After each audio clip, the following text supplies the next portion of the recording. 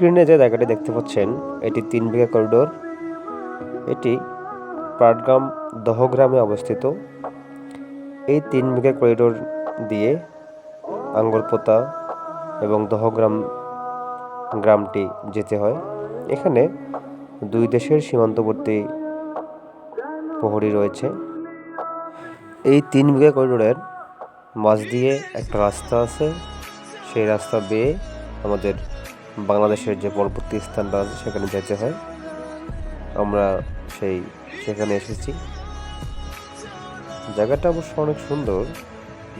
এখানে সবুজ সমারোহ যে ভুট্টা ক্ষেত দেখতে পাচ্ছেন এটা বাংলাদেশ, এবং ভুট্টা ক্ষেতের ডান পাশে যে জায়গাটুকু আছে যে সদ্য ধান কাটা হয়েছে সেটা হলো ইন্ডিয়া।